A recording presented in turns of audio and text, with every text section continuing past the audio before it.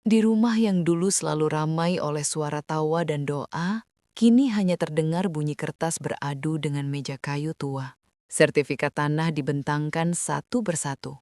Angka-angka disebutkan dengan nada serius, seolah masa lalu bisa disederhanakan menjadi luas dan harga. Anak-anak duduk saling berhadapan, menghitung warisan dengan wajah penuh perhitungan.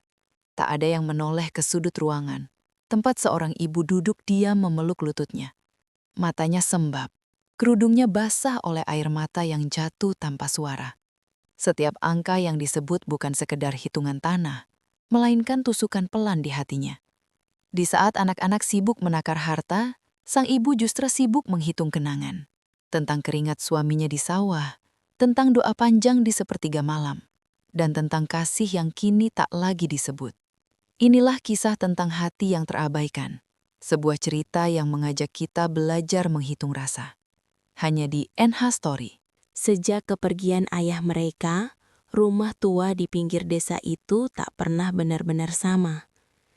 Dindingnya masih berdiri, atapnya masih menaungi, tetapi kehangatan perlahan menghilang.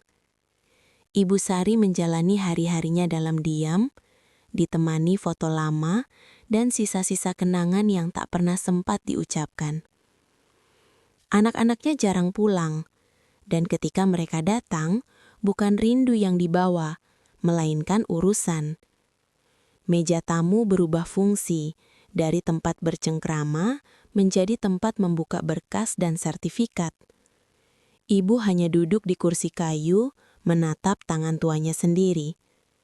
Ia tahu, yang akan dibicarakan bukan tentang kesepiannya, melainkan tentang tanah, harta yang ditinggalkan ayah, yang kini menjadi alasan berkumpulnya mereka kembali. Pagi itu halaman rumah kembali terisi kendaraan.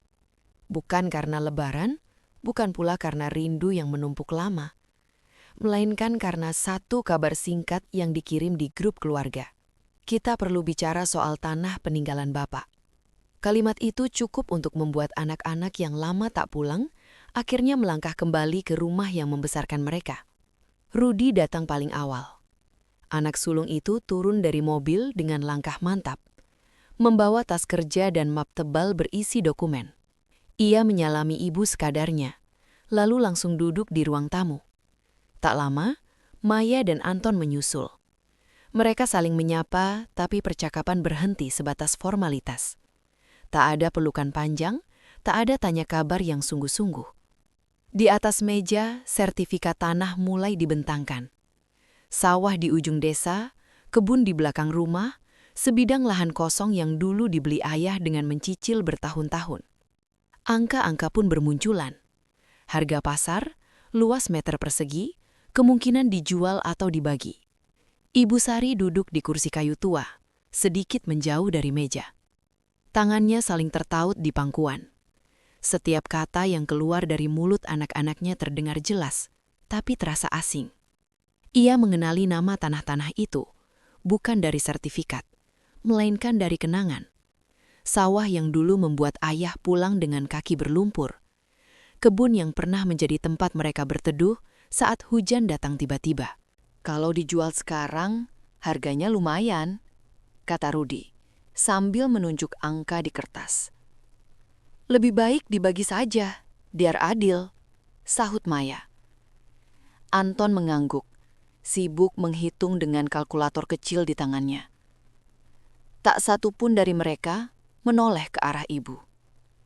Bagi anak-anak, tanah itu adalah aset. Bagi ibu, tanah itu adalah saksi hidup. Setiap jengkalnya pernah dilalui dengan sabar dan doa. Pernah menjadi tempat ayah mengeluh lelah, dan tempat ibu menunggu dengan cemas saat hujan turun terlalu lama. Namun kini, semua kenangan itu diringkas menjadi hitungan dan keputusan. Ibu ingin bicara, ingin bertanya, apakah rumah ini masih akan menjadi tempatnya bernaung? Ingin tahu, apakah ia masih punya ruang di tengah kesibukan anak-anaknya mengatur pembagian? Namun kata-kata itu tertahan di tenggorokan. Ia takut dianggap mengganggu, takut dianggap tak mengerti urusan. Ia memilih diam. Saat matahari naik lebih tinggi, keputusan belum juga bulat. Namun satu hal sudah jelas. Anak-anak pulang karena tanah, bukan karena ibu. Dan di balik keheningan itu, hati seorang ibu mulai merasa benar-benar sendirian. Di rumah yang ia sebut milik sendiri. Senja turun perlahan, membawa udara dingin yang menyusup melalui celah-celah jendela kayu. Lampu ruang makan dinyalakan, memantulkan cahaya kekuningan yang dulu selalu menghadirkan rasa nyaman. Ibu Sari bergerak pelan dari dapur, menata piring dan menyajikan masakan sederhana. Sayur bening, tempe goreng, dan sambal kesukaan ayah mereka dulu. Tangannya gemetar halus, bukan karena lelah, melainkan karena harap yang terlalu lama ia simpan. Anak-anak duduk mengelilingi meja. Namun kebersamaan itu terasa palsu. Tidak ada cerita perjalanan, tidak ada tanya kabar, apalagi canda. Yang terdengar hanyalah suara sendok beradu dengan piring dan sesekali notifikasi ponsel. Mata mereka lebih sering tertuju pada layar daripada pada wajah ibu yang duduk di ujung meja. Ibu mencoba membuka percakapan. "Makanannya masih cocok, Nak?" tanyanya pelan. Rudi hanya mengangguk singkat. Maya tersenyum tipis, lalu kembali menatap ponselnya. Anton bahkan tak menoleh. Kalimat sederhana itu menggantung di udara, tak pernah benar-benar dijawab. Setelah makan, mereka kembali ke ruang tamu. Map sertifikat dibuka lagi. Malam yang seharusnya menjadi waktu istirahat, justru berubah menjadi rapat keluarga. Ibu membereskan meja sendirian. Setiap piring yang diangkat terasa lebih berat dari biasanya. Bukan karena porsinya, melainkan karena sepi yang menempel di hatinya. Dulu rumah ini hidup saat malam tiba. Ayah akan bercerita tentang sawah, ibu mendengarkan sambil menyeduh teh, anak-anak tertawa, saling menyela, dan kelelahan hari itu seolah menguap. Kini, rumah yang sama terasa asing. Dindingnya seolah lebih dingin, lantainya lebih sunyi. Dari dapur, ibu mendengar kembali pembicaraan tentang tanah, tentang siapa mendapat apa, tentang kemungkinan menjual rumah jika sudah tidak ditempati. Kalimat-kalimat itu menusuk tanpa menyentuh langsung. Tidak ada yang bertanya, "Ibu nanti tinggal di mana?" Ibu duduk di kursi dapur, memejamkan mata. Dadanya sesak. Ia sadar, anak-anaknya telah dewasa. Mereka punya kehidupan, urusan, dan kepentingan masing-masing. Namun ia tak pernah menyangka akan merasa seperti tamu di rumah sendiri.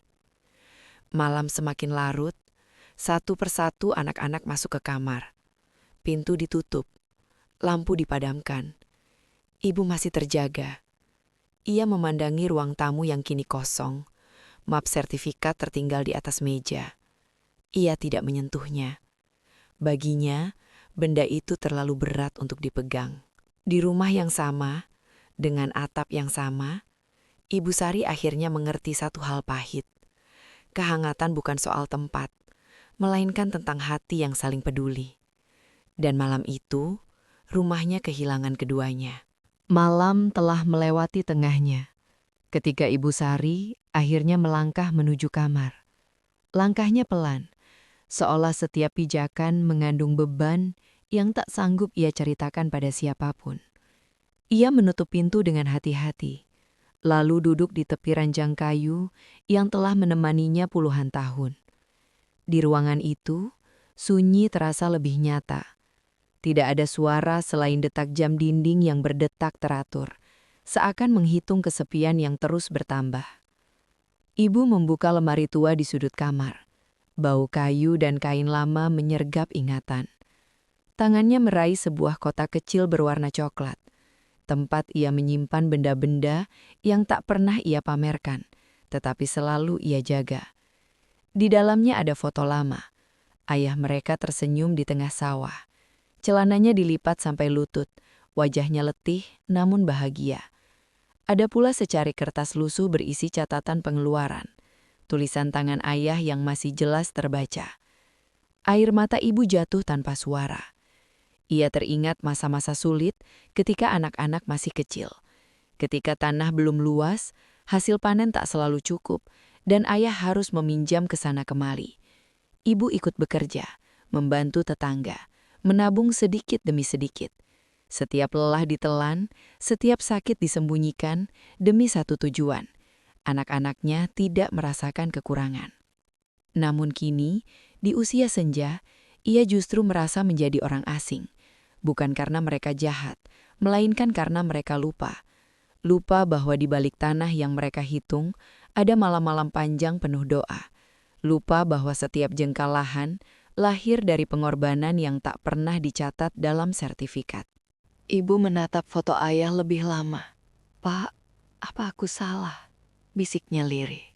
Bukan salah membesarkan anak, bukan pula salah mengajarkan mandiri.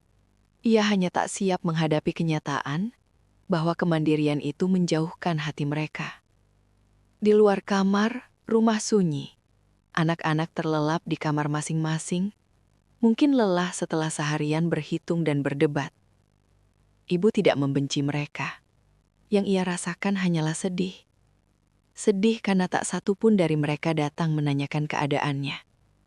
Ibu berbaring, memeluk bantal. Dadanya terasa sesak, nafasnya berat. Namun ia tetap menahan tangis. Sejak dulu, ia terbiasa kuat. Bahkan ketika suaminya pergi untuk selamanya, ia menahan air mata agar anak-anaknya tak ikut larut dalam duka. Malam itu ibu kembali berdoa, bukan meminta harta, bukan meminta tanah tetap utuh. Ia hanya meminta satu hal sederhana, agar anak-anaknya kembali melihatnya sebagai ibu, bukan sekedar bagian dari pembagian.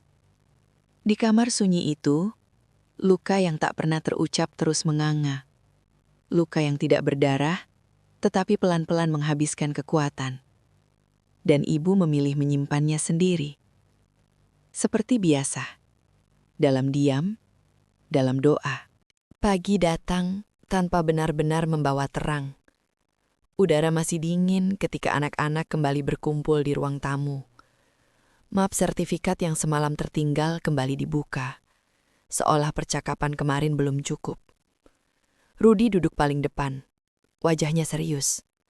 Maya menyiapkan catatan kecil, sementara Anton sibuk menghitung ulang angka-angka yang menurutnya belum seimbang.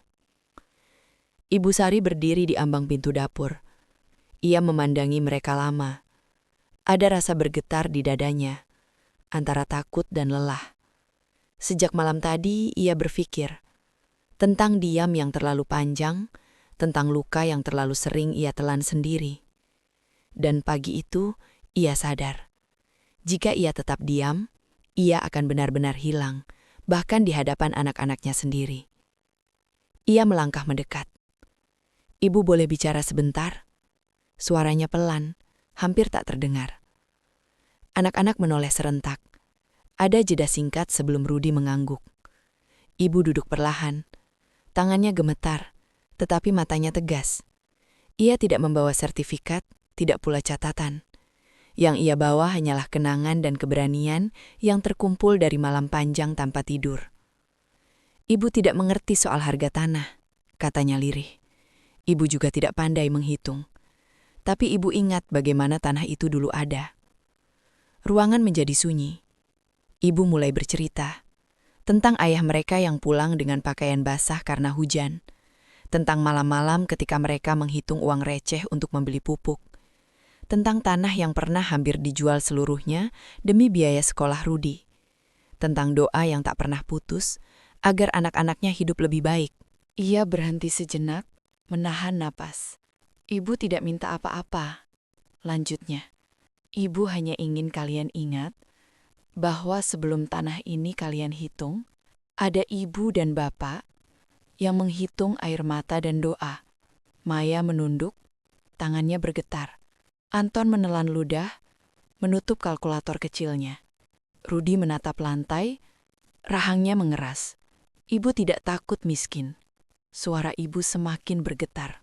Yang ibu takutkan, ibu tidak lagi punya tempat di hati kalian. Air mata akhirnya jatuh. Bukan deras, tapi jujur. Ibu tidak berteriak, tidak menyalahkan. Justru itulah yang membuat kata-katanya menghantam lebih keras. Ruangan itu seakan kehilangan udara. Anak-anak terdiam, tak ada satupun yang mampu menyelah. Untuk pertama kalinya, sertifikat di atas meja terasa tidak penting. Ibu berdiri. Itu saja yang ingin ibu sampaikan, katanya pelan.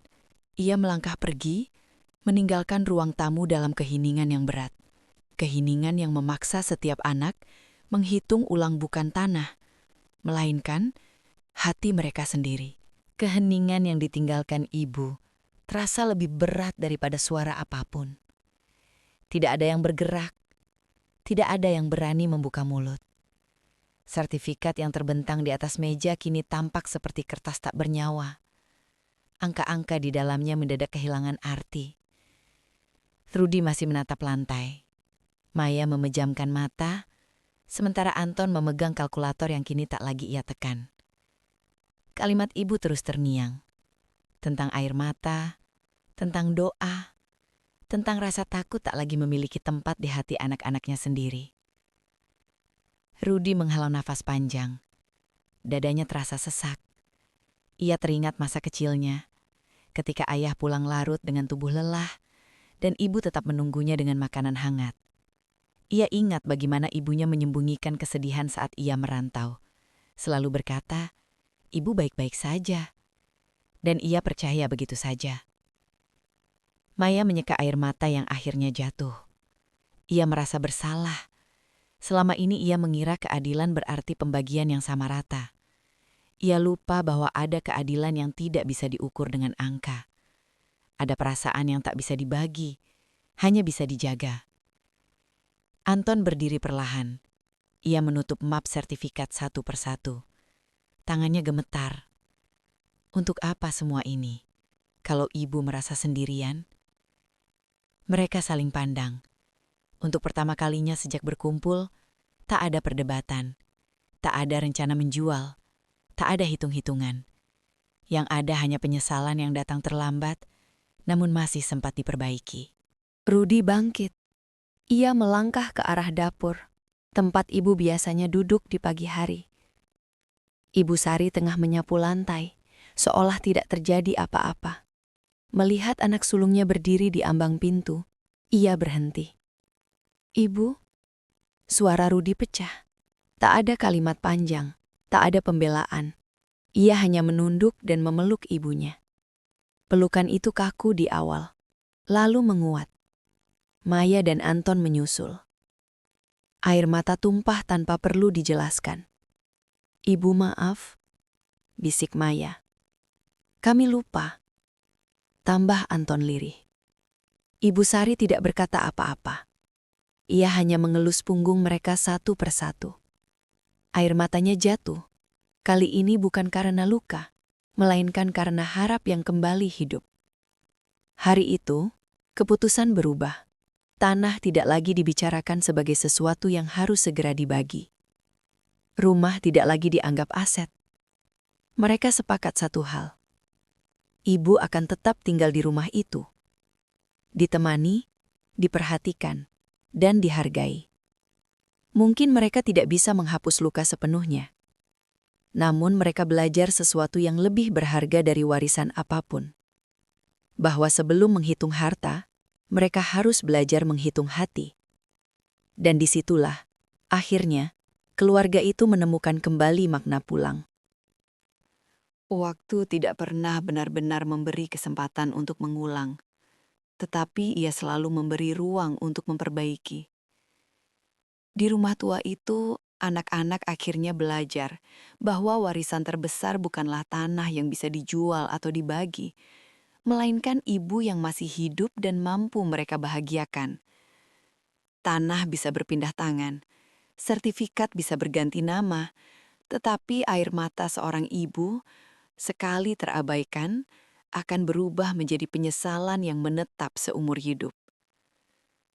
Kisah ini mengajarkan bahwa keserakahan sering datang dengan wajah yang rapi, bernama keadilan, bernama hak. Namun di balik itu, ada hati yang terluka karena tak pernah ditanya keadaannya. Orang tua tidak meminta balasan, mereka hanya ingin diingat. Sebelum menghitung harta, hitunglah pengorbanan. Sebelum membagi warisan, bahagiakan yang masih bernapas. Karena ketika ibu telah tiada, tak ada tanah seluas apapun yang mampu menebus satu air mata yang dulu jatuh dalam diam.